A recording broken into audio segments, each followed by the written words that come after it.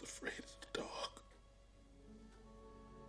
Paul sat with the other residents in the retirement home watching TV when an old music video began to play. The video was of a song called Heaven, featuring Fred Astaire, and as the melody filled the room, Paul was overcome with emotion. The song stirred something deep inside him and he stood up abruptly, walking out of the room. His friend Elaine, sitting beside him, was puzzled by his sudden departure. Curious about what had caused him to leave so quickly, she decided to follow him. As Elaine made her way after Paul, she couldn't help but wonder if the video had triggered some intense memories from his past. Reaching Paul, she asked him, "Paul, why did you leave so suddenly?" Paul hesitated for a moment, then began to speak. "You know, Elaine," he said, his voice low, "the song took me back to a time I can't forget. It reminded me of my days as a jail guard during the Great Depression, back in the 1930s. He paused, trying to gather his thoughts.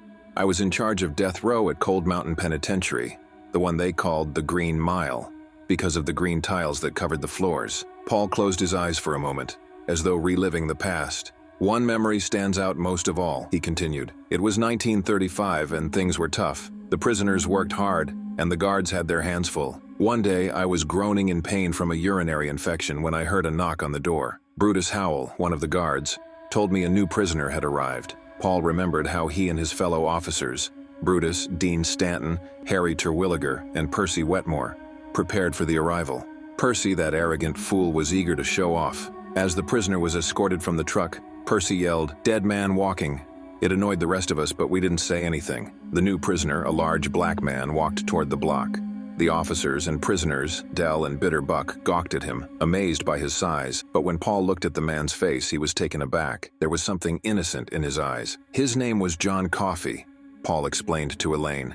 "He didn't look like the typical prisoner we got on death row." As John entered the block, Percy ordered him around, roughly shoving him into a cell. Paul couldn't tolerate it. He was furious with Percy's behavior and ordered him to leave. "Get out of here and help the other officers," Paul snapped. Dell laughed, and Percy, in a fit of rage, slapped Dell's hand, breaking his fingers. Paul's anger flared. "You better leave this block, Percy," he warned. After the commotion settled, Paul read through John's file, learning about the events that led to his conviction. John's file was disturbing, Paul said, his voice filled with sorrow. It all started in rural Louisiana, where a father and a group of neighbors were frantically searching for two missing girls. They found a doll covered in blood, and that's when they heard John's screams.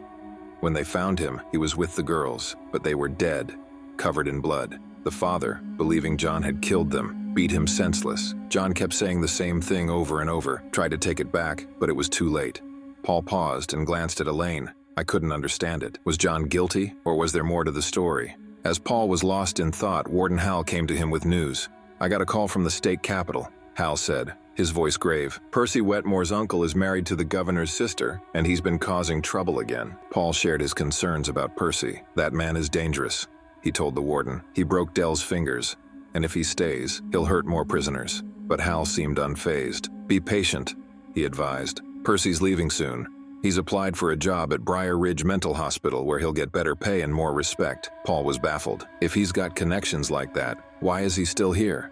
He wondered aloud. Maybe he wants to see someone fry on the electric chair before he leaves, Paul guessed. Hal agreed that Percy might be satisfied if he witnessed an execution, so Paul was told to give Percy a chance. That night, Paul returned home and shared his thoughts with his wife, Jan. He complained about his infection, which made intimacy impossible. "It's like someone's putting a burning iron rod on me," he said, wincing in pain. Jan, ever supportive, comforted him. "We'll get through it, Paul," she said. "I understand." The next day, Paul and Dean were cleaning the electric chair when Brutus called them over. "Look at this," Brutus said, pointing to a mouse that had appeared in the block. The mouse was friendly and unafraid of the humans. Brutus even fed it a biscuit before it scampered back into the isolation cell. Paul was concerned. "We can't have this mouse making holes in the walls. We need to catch it."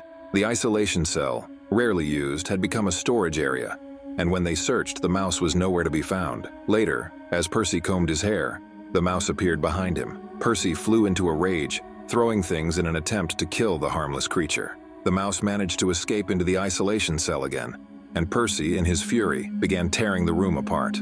Paul and Brutus watched in disbelief. Percy was drenched in sweat, making a terrible racket that upset the prisoners. "Percy, calm down," Paul ordered. "You're scaring them more than they already are." Percy, furious and unwilling to calm down, threatens to use his connections to get Brute fired. The tension rises as Brute, bigger and stronger than Percy, corners him, his anger almost boiling over. Paul steps in, trying to defuse the situation, warning Percy that he knows who his connections are. Paul makes it clear that if Percy ever threatens him again, he'll finish him off. Percy, now silent, takes a step back, realizing the weight of Paul's words. The next day, Paul and the officers prepare for Bitterbuck's execution, conducting a rehearsal. They ask a janitor named Two-Tooth to volunteer for the simulation. The tension in the air is palpable as the real night of the execution arrives. Bitterbuck, his hair shaved at the top, looks terrified. Memories of better days flood his mind as Paul tries to comfort him. Bitterbuck is then strapped into the electric chair. Brute carefully places a wet sponge on his head to ensure a quicker, less painful death as electricity surges through his body. The room fills with an eerie stillness as time passes. By 10 o'clock, Brute orders the lever pulled. The electric current fries Bitterbuck's body, bringing an end to his life and the pain he caused. Percy watches from behind a small room, his eyes cold and detached. After the execution, Percy arrogantly mocks Bitterbuck's lifeless body, taunting him to send him a card from hell. Paul, however, reveals something that stuns Percy. He knows about Percy's job application to the Briar Ridge Asylum and warns him to change his attitude. Percy reluctantly admits it, but promises he would only go if he could take Brute's position, even for just one execution. Paul, eyeing Percy, tells him that he could grant his request, only if Percy changes his ways. The next morning, as Paul sits at his desk, he hears loud laughter coming from a nearby cell. He rushes over and finds Dell, a prisoner, taming a mouse. Dell has named the mouse Mr. Jingles, and he's taught it to perform acrobatic stunts. Percy comes by and is surprisingly kind, even offering to find a cigar box for the mouse. The change in his attitude seems genuine, and the officers, although still skeptical, take a brief moment of relief. Later that day, Paul receives troubling news. A new inmate, William Wharton, is being transferred from a mental hospital. He's sentenced to death for killing 3 people, one of whom was pregnant. The warden, Hal, also shares some personal news with Paul. His wife, Melinda, has a tumor in her brain the size of a lemon. The doctors can't operate due to its location, and Hal has to face the painful reality that she may not survive much longer. That night, Paul, suffering from an infection, goes to the bathroom in excruciating pain. In his haste, he ends up collapsing near a pile of wood, racked by agony. The next morning, Paul tells his wife that he wants to see a doctor. Meanwhile, the officers go to bring in Wharton from the mental hospital. When they arrive, they find Wharton staring blankly at the wall, heavily drugged. Paul is waiting for them in the Green Mile when Wharton suddenly attacks. He elbows Percy in the face and begins choking Dean with his handcuffs. Paul tries to help but is struck painfully in the groin. He's immobilized by the pain and fears that shooting Wharton could harm Dean. Percy, standing by, does nothing to intervene. Just as the situation seems hopeless, Brute arrives, knocking Wharton unconscious with one powerful blow. They quickly get Wharton into a cell, and Paul orders Brute and Percy to take the injured officers to the infirmary and file a report. Paul, exhausted from the physical pain and the infection, collapses on the floor. Just then, John, an inmate Paul had been wary of, calls him over. Paul hesitates but decides to approach. To his surprise, John grabs him suddenly, squeezing his groin. Dell, witnessing this, screams for help, but no one hears him. Then, a strange thing happens. The light in John's cell begins to glow.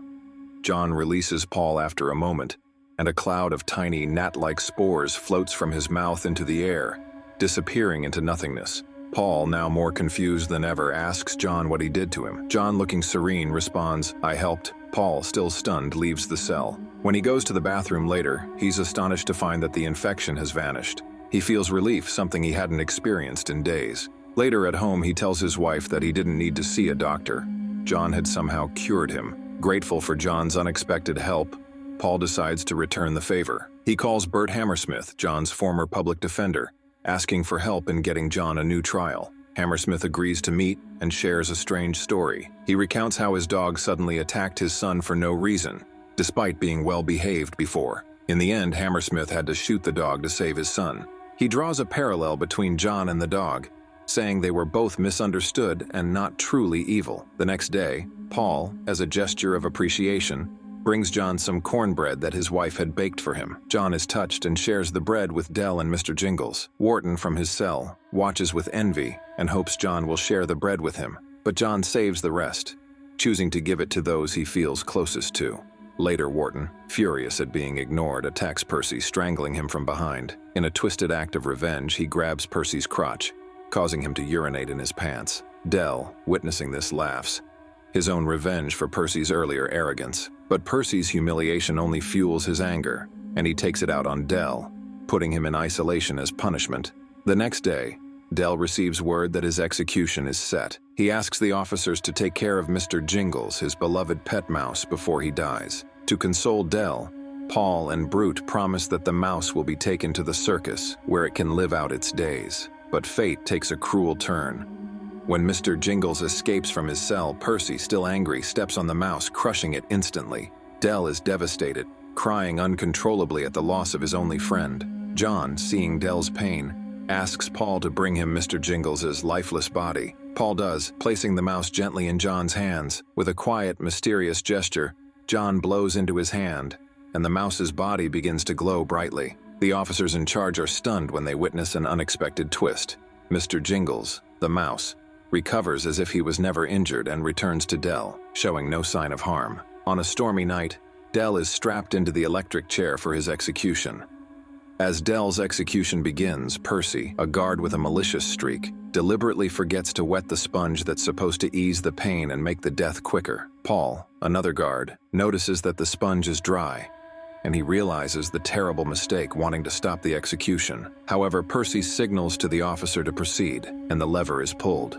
The result is horrifying. Dell screams in agony as his body burns, and the audience is horrified by the gruesome sight. The warden orders Paul to stop the electric current, but Paul knows that turning off the power now would cause Dell even more suffering, leaving him half dead. Percy is in shock as he watches the horror unfold, but Paul forces him to face the consequences of his actions. Afterward, Percy claims he didn't know the sponge was supposed to be wet because it was his first time, and the warden angrily smacks his face. Later, Paul goes home and talks to his wife, Jan, about the events. They both discuss the aftermath of the execution, including Percy's incompetence. As Paul reflects on what happened, he remembers John Coffey, an inmate with a mysterious gift. John had healed a mouse, Mr. Jingles, and even cured Paul's own infection. Paul wonders if John might be able to heal Hal's wife, who has been suffering from a strange condition. Hal confides that his wife, Melinda, is deteriorating, no longer herself, swearing and acting confused.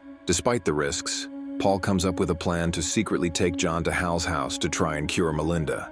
He talks to the other guards about the plan, and although they're initially hesitant, Paul persuades them. They first drug Wharton, another inmate who's been a source of trouble, and lock Percy in isolation as punishment for his actions. John is then brought out of his cell, and as they prepare to sneak him out of the prison, Wharton, half drunk, grabs John's arm. When John touches Wharton, he experiences the full extent of Wharton's crimes, disturbing memories that reveal the man's true nature. Paul quickly frees John from Wharton's grasp, and they head to Hal's house. When they arrive, Hal is suspicious, pointing a shotgun at them, thinking there's been a jailbreak.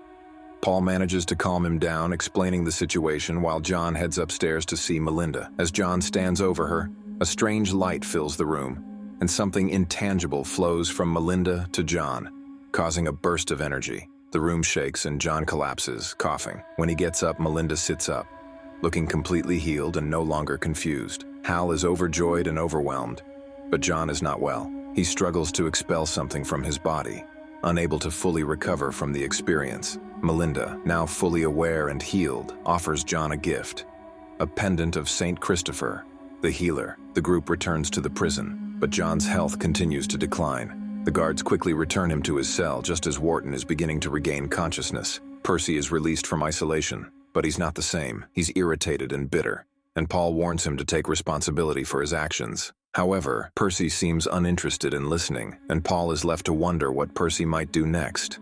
In a shocking turn, John, still weak, grabs Percy through the bars of his cell, presses his face against Percy's, and releases a cloud of black spores directly into Percy's mouth. The effect is immediate.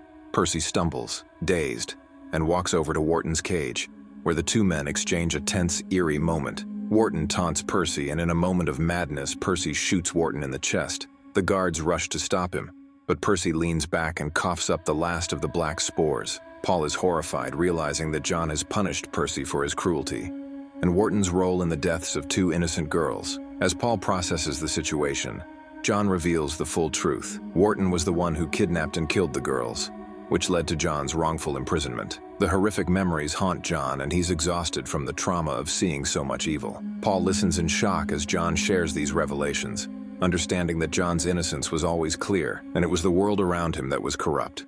Hal and the other officers soon arrive at the prison to check on the situation, and Hal asks Paul what happened at his house. Paul denies that anything related to the miraculous healing at his house was part of the problem, though he feels the weight of the truth on his shoulders. Percy is arrested and sent to a mental institution, ironically the same one where he was supposed to be working.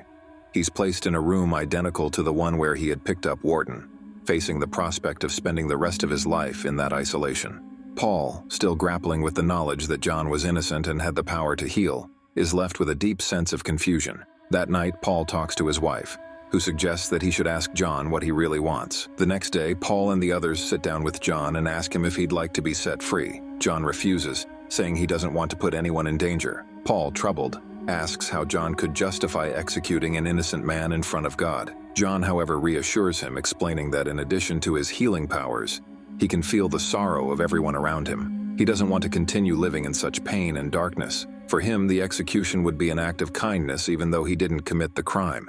Paul then asks John if he has any last requests. John shares that he's always wanted to watch a movie, only on Movie Recap Lounge, of course. They bring in a projector and play Top Hat, the same film Paul had been watching at the start of the movie. As Fred Astaire dances to heaven, Paul is reminded of his past. John watches the movie, amazed. The day of the execution arrives. Paul reluctantly takes John's pendant but promises to return it after his death. The guards lead John to the execution room, where the parents of the murdered girls shout insults at him. But John, guided by Brutus, focuses on the guards, his friends, who are in tears. Paul, unable to face the darkness, keeps his eyes open as he checks the sponge to ensure it's soaked. He steps forward, shakes John's hand, and gives the order to turn on the chair. As John is executed, he whispers that he killed them with their love. Afterward, Paul places the pendant around his neck. This marks the end of Paul and Brutus's time on the Green Mile. They're transferred to a youth correctional facility, while the other officers take over the work. Years later, Paul shares his incredible story with Elaine, taking her on a walk through the woods. They stumble upon a cabin and are surprised to find Mr. Jingles, the mouse, resting in a small box. Paul tells Elaine that after John's execution, he discovered the mouse again, and he's kept it ever since. Paul is now 108 years old, and he believes that John Coffey, in an accident, gave him and Mr. Jingles the gift of life. Paul feels cursed to live so long, watching everyone he loves, including Elaine, grow old and die while he stays the same. All of his friends from the Green Mile have passed, including his wife Melinda and their son. At Elaine's funeral, Paul wonders how much longer he'll live. He knows one day he'll die.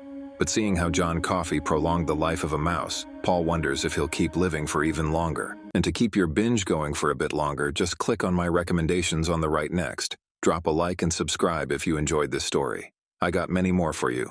As always, grab your popcorn, enjoy yourself, and see you soon, my friend.